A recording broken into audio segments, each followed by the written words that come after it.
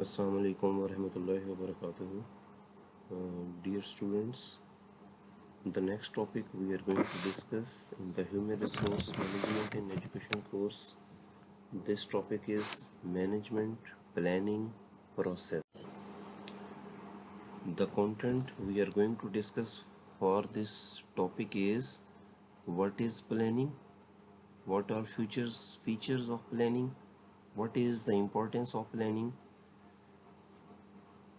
what is planning process models, what are the steps in planning, and the last we can say what are the limitations in the planning.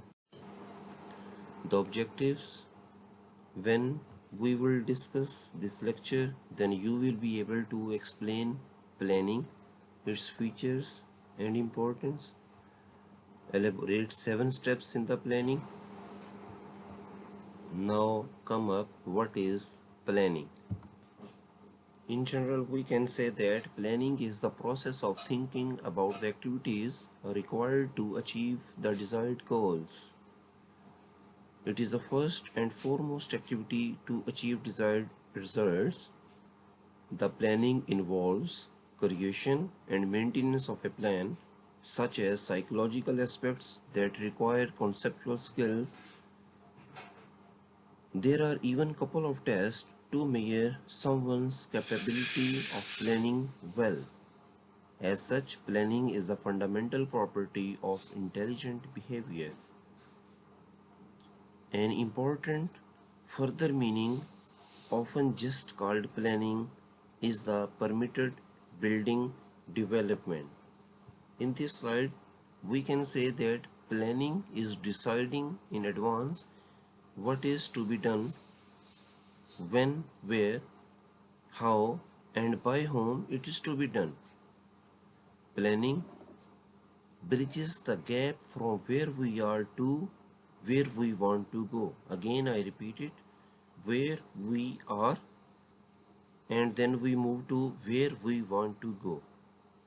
It includes the selection of objectives, selection of policies, what procedures should be adopted, and the selection of programs from among alternatives. Planning is a rational action mixed with a little of forethought. It is seen everywhere. Thus, it is basically a process of thinking before doing. Means, planning is such a process in which we have to think before what we are going to do or what we are going to do practically. All the elements speak about the futurity of an action. All those planned, all those thinking that is for the future to take any kind of action. We can also say that planning is nothing but thinking before the action takes place. It helps us to take a peep into the future and decide in advance the way to deal with the situations which we are going to encounter in future. It involves logical thinking and rational decision making. Planning is the fundamental management function which involves deciding beforehand what is to be done, when it is to be done, how it is to be done, and who is going to do it. It is an intellectual process which lays down an organization's objectives and develop various courses of action by which the organization can achieve those objectives. It chalks out exactly how to attain a specific goal. According to Kuntz and O'Donnell, they have defined the planning in terms. Planning is the selection from among alternatives for future courses of action for the enterprise as a whole and each department within it. Planning involves defining the organization's goals, establishing overall strategy for achieving goals, and developing a comprehensive set of plans to integrate, to coordinate, and to coordinate the organizational work. Then, what are the features of planning? There are different features of planning. Some are discussed over here. That is, planning is goal oriented, planning is primary function, it is all pervasive, planning is mental exercise, planning is continuous process, planning is decision making, planning is forward looking and flexible, planning is an integrated process, planning includes efficiency and effectiveness dimensions. The first point is planning is goal oriented. It means that planning seeks to achieve certain goals of the organization. Planning is a useful exercise when it does contribute in some positive way to the accomplishment of desired objectives. It also ensures the actions that would lead to the desired results quickly and economically. Then comes the planning is primary function. In the primary function, planning provides the base for another function of management. It is followed by organizing, staffing, directing, and controlling. All the managerial functions are performed within the framework of plans. Planning provides the foundation for managerial action by specifying the objectives and the ways of achieving them. And then the third point, which is that planning is all pervasive. Planning is practical in all kinds of organization and each and every level of management. However, the nature and scope of planning is different at different organizations and levels of management. For example, top managers plan for the organization as a whole, while middle level managers propose departmental plans and lower level manager formulate day-to-day operational plans. The third point is that the fourth point is that planning is mental exercise. Creative thinking and imagination of planning is a mental exercise. It depends on intellectual of an human being. If a manager had foresight, vision, and sound judgment, then he can prepare sound plans. This is only because planning is not more guesswork but involves logical and systematic thinking. A mental predisposition to think before action is required in planning. The next point in the future of planning is that it is continuous process. Planning is a rational and conscious intellectual process. It is not a guess or it is not a sudden work. It involves an in-depth study and careful analysis of various alternatives and then selecting the best one. It evaluates every alternative with reference to its needs and resources. Planning is also conscious about problems that might arise in future. Then the other point we can say, which is that planning is decision making. The business has various goals to achieve and there are plenty of alternative resources which may be used to achieve the predetermined goals. Planning involves analyzing and evaluating available alternatives to select the most effective and efficient course of action. For example, if we take any example from the business point of view, a business planning to raise funds will evaluate all the available resources like different banks, loans from friends, investors, personal savings, and it may be something else. These things decide which will cost the least in terms of interest and repayments. So it is due to these things it is very easy for the decision making. The next point, that is planning is forward looking and flexible. Planning is always concerned with looking into the future. It involves forecasting of the future environment in which the organization is expected to function. Planning is intimately related to future. It is forward looking, trying to see through the uncertain future what lies ahead. Then next point is that planning is an integrated process. In the selection of objectives and the course of action to accomplish them, there may be difference of opinions among personnel immediately responsible for executing the proposed courses of action. Effective planning should take into account conflicting views and after weighing each alternative carefully arrive at a decision that satisfies all and assures maximum return on investment to organization by integrating the views. The last point, that is planning, includes efficiency and effectiveness dimensions. Aim of any manager is to attain organizational goals effectively and efficiently.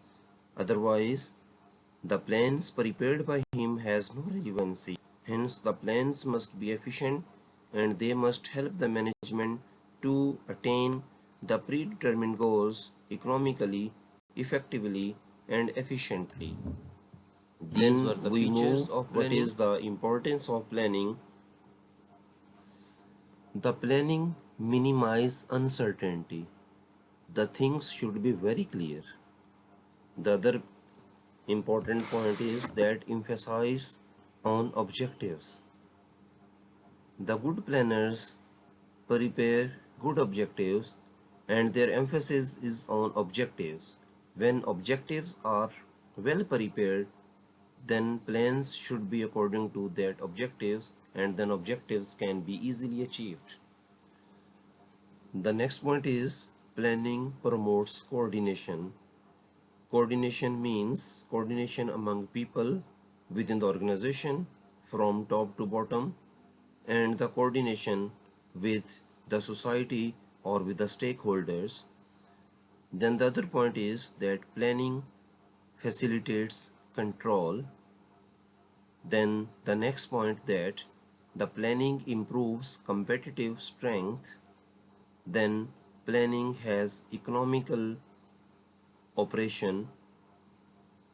The planning encourages innovations, those innovations which are happening in the world, in this global world.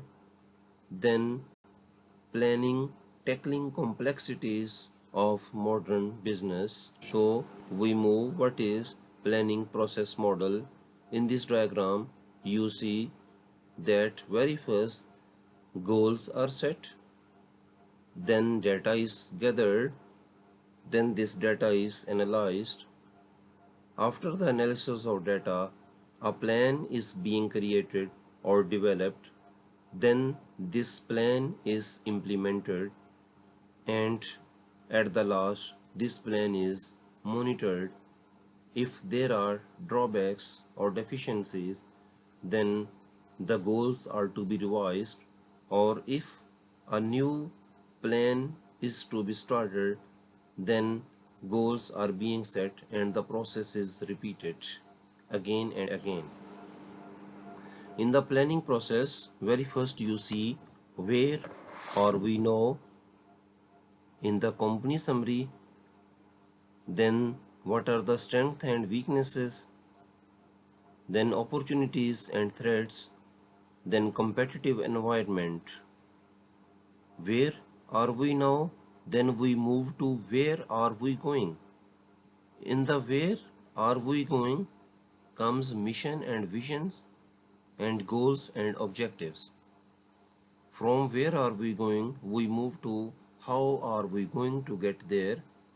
In this part, directions are created. Then the other thing is marketing and sales, then finance and accounting, then facilities and studio, then management and organization.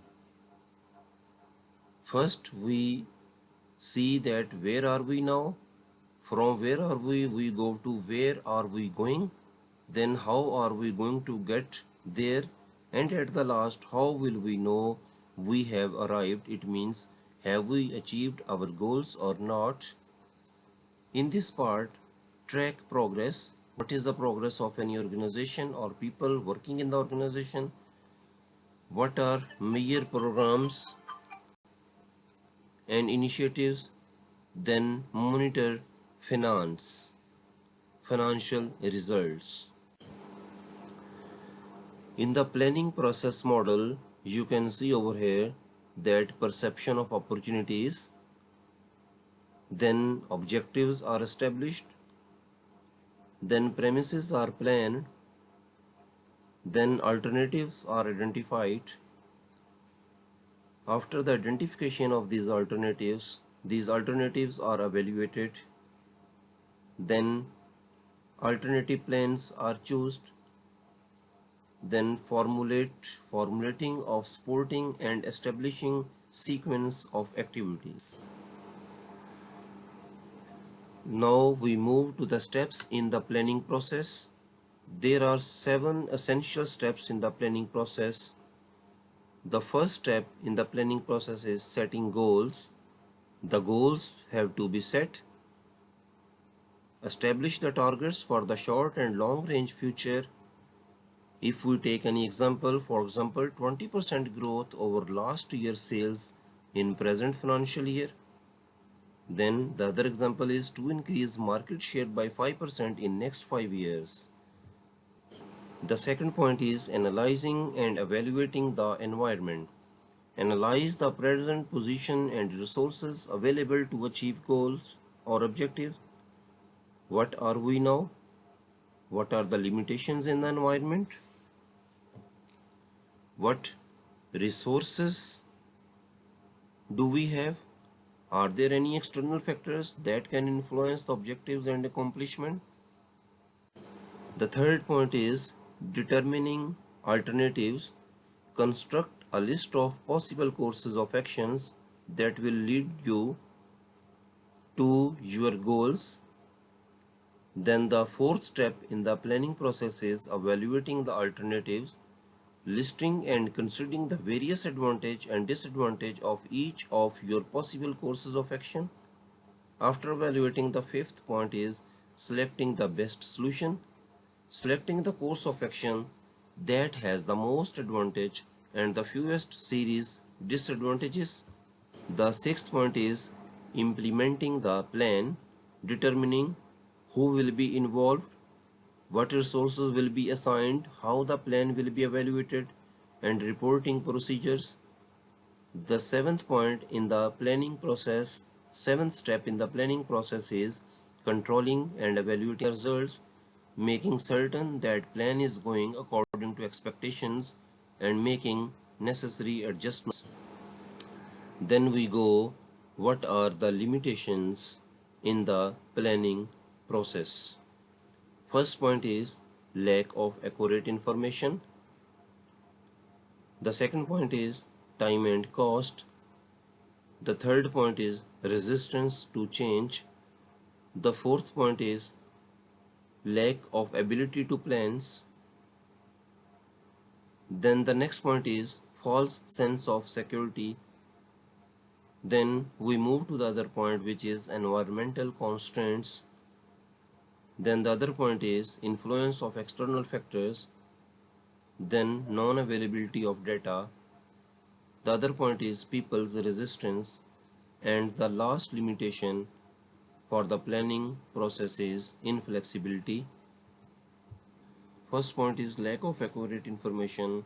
If the information are not accurate and not according to goals and objectives, then there will be discrepancies. Then we can say that time and cost means planning may be time consuming. Planning requires too much of the time and the decision making process may get delayed, especially where immediate decisions are to be taken.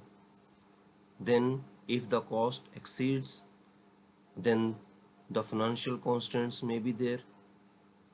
The other point, resistance to change. The next point is lack of abilities to plan. If there are no able people working in the organization, then Plans cannot be prepared in well manner. Then comes false sense of security. It is also a major point. The personnel or people working in the organization, they do not consider themselves secure. Then comes environmental constraints. Some problems from the environment are also there, like other organizations. Then comes influence of external factors. External factors like political factors, maybe like government factors, like municipal factors, or other local factors. Then non-availability of data. It is also a major limitation. Then comes people resistance, and at the last there is